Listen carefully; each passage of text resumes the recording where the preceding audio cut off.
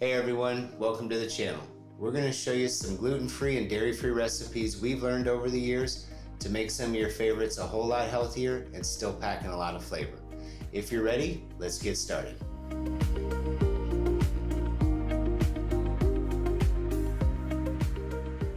We're going to show you our at-home recipe for one of everybody's favorites, burger and fries. We'll show you how to make a healthier version of that using just a few simple ingredients that most people have on hand, but still packs a lot of flavor. I'll start by washing the potatoes. Those will take the longest in the air fryer. I'll take those, put them on a cutting board, and then I use a Pampered Chef French fry cutter.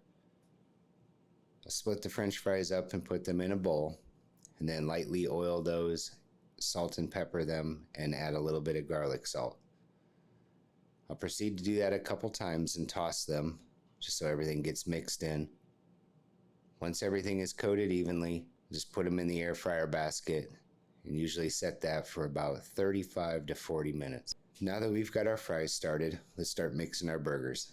To the bowl, I'll add some Worcestershire sauce, some fresh garlic, garlic salt, salt and pepper, and then I'll add our pound of beef. Since we're only feeding 2 tonight, I saved that other package.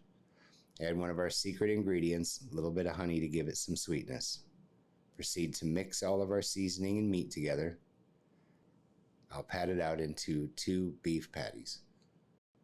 Let's not forget to mix our French fries in the basket, make sure that they're getting fried evenly.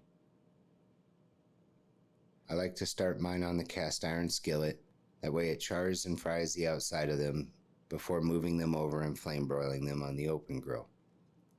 After you have your burgers cooked to your liking, we'll bring those in, and those French fries should be getting close.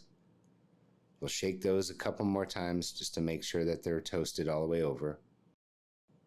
Now that the fries are done, we'll put those on the plate and lightly salt and pepper those. Add our burgers.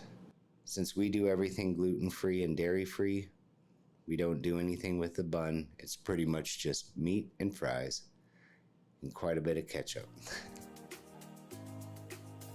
Hey everyone, thanks for watching.